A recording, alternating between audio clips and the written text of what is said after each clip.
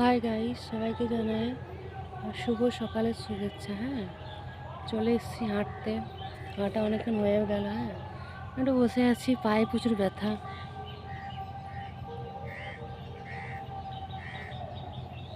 এই পুকুর পাড়ে আমার খুব ভালো লাগে।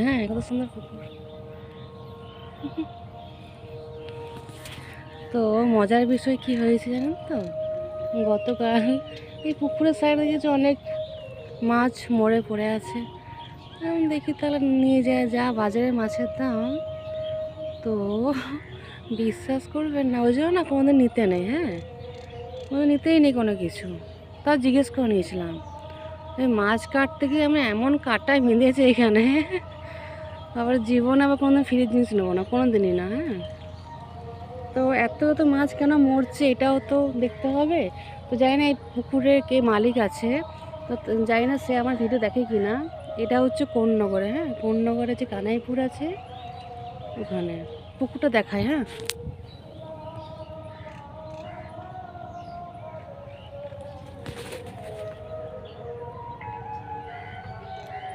যে বিজনেস করছে সেও তো পয়সা দিয়ে তো মাছগুলো ফেলছে।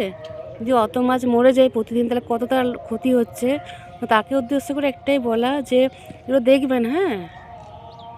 বা এমনও তো আছে যে একটা প্রাণী মারা যাচ্ছে, তা আমি কেটে দেখেওছি, মাছটা কেটে দেখছি যে মাছের খাবারগুলো আছে না, ডিমগুলো যে খায় আর কি, সেগুলোই আর কি ঠিক নেই। যে মাছের খাবার আর কি, তা দোকানে তো নিশ্চয়ই মাছের খাবার ভেজাল হচ্ছে। তো যারা এগুলো করছেন তাদেরকে আমি বলি, আপনারা তো খাবার খান তো বিষ খেতে পারবেন? জানি না ঈশ্বর আপনি কোথায় আছেন। হয়তো এমন মানুষ আছে হয়তো পুড়িয়ে মাছটা খেয়ে নেবে, কথা মানে বলি। খাওয়ার পর তার রিয়েকশান বিশ্বাস করবেন না। আমি খেয়েওছি মাছটা, খেয়ে পরে এই হাতটা আমার এত যন্ত্রণা করছে, এবার ফুলে গেছে। তো ওই জন্য আমি কালকে আবার সন্ধেবেলায় বেরোই। সন্ধেবেলায় বেরিয়ে পরে ইঞ্জেকশান নিতে হয়েছে। ইঞ্জেকশান নেওয়ার পরে কিন্তু ব্যথা কিন্তু কমেনি। এখনও কিন্তু রয়েছে আর কি ব্যথা।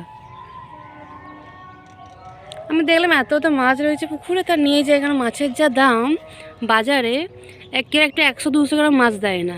সত্যিই দেয় না।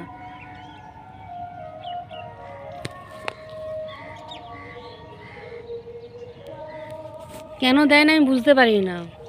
একটা গরিব মানুষ, সে 5টা শাকও কিনতে পারবে না। বা এমনও তো কেউ থাকে যে একা থাকে। ইভেন এমন আমি দোকানদার দেখেছি, মানে ধরো মাছ চাষ তো গরিব মানুষরাই করে, তারা যখন বাজারে মাছ কিনতে যায় তখন দেবে না, বা শাক কিনতে যায় তখনও দেবে না। তো যারা সার্ভে করছে দেখুন এগুলো।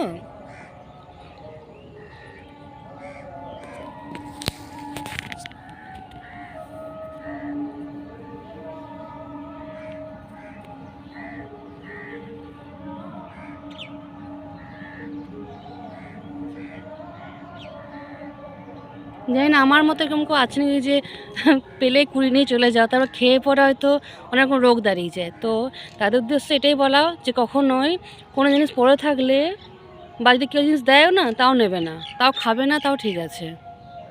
মানে আমার মাছগুলো ভাজতে কতটা তেল নষ্ট হলো। পেঁয়াজ, আদা, রসুন সেটাও দিয়েছি। মাছের চপ বানাবো।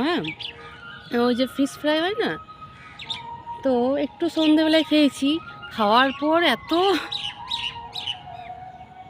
এত ব্যথা শুরু হয়ে গেল, আর বানাতে পারলাম না। তখন ভাবলাম যে কী দরকার, বা এটা খেয়ে দিয়ে কিছু হয়ে যায় আমার, তার চেয়ে জলেই দিয়ে চলে আসি। জলে ফেলেও দিয়েছি।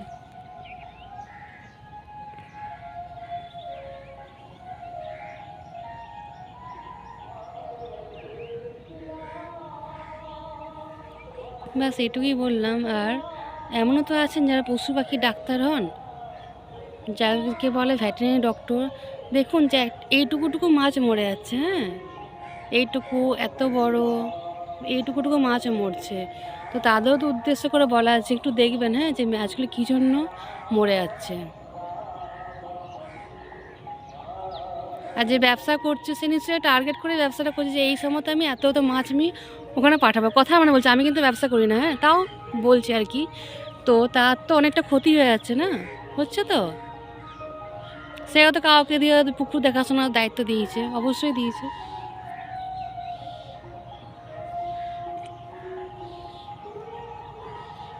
মানে আমাদের ওখানে পুকুর আছে, হ্যাঁ, বড় জোড়া কথা বলি, সরস্বতী পুজোর সময়তে একটা পরব হয় আমাদের ওখানে, হ্যাঁ, সিজনের পরব।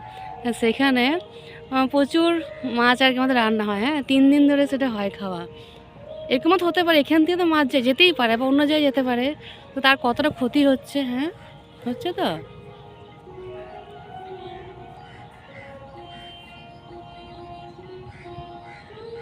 এমনি বিশ্বাস করবে না, এত পচা মাছ তাও নিয়ে গেছি আমি প্রথমে বুঝতে পারি না, এত পচা যখন কাটছি, যে ফুলকো থাকে না, ফুলকোটা, এই যে সে মাছের সে খাবারগুলো হয় না, সে প্যাকেটে প্যাকেটে বিক্রি হয়, ওরকম খাবার দেখছি কত রয়েছে, হ্যাঁ, ওইটি খেয়ে বড় মাছটি মারা গেছে, তারপর তার বাচ্চাগুলো হয়তো মরে চটি খেয়ে পড়ে। মানে যারা এরকম করছেন তাদের মনে একটু বিবেক নেই।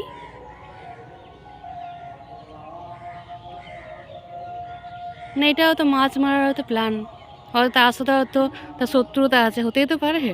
ব্যবসাদারদেরও শত্রুতা থাকে, তো থাকে নাকি থাকে।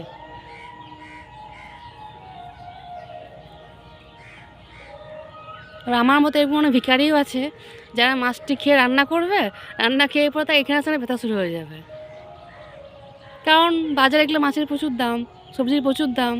হুম।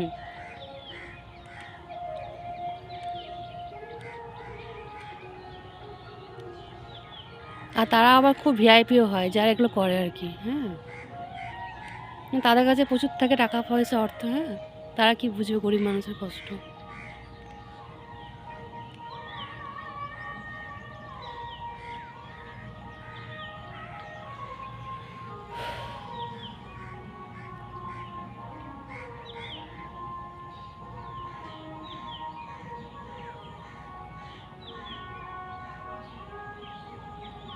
আর কি বলবো, মনটা এত খারাপ হয়ে যাচ্ছে, ভালো লাগছে না, হ্যাঁ।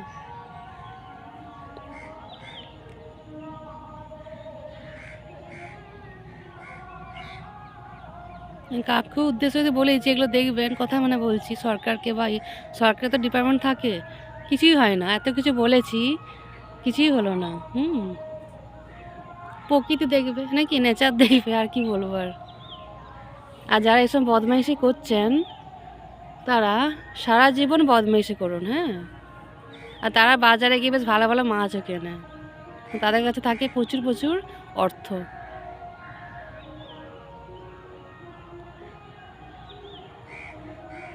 সবাই খুব ভালো থাকবেন, টাটা।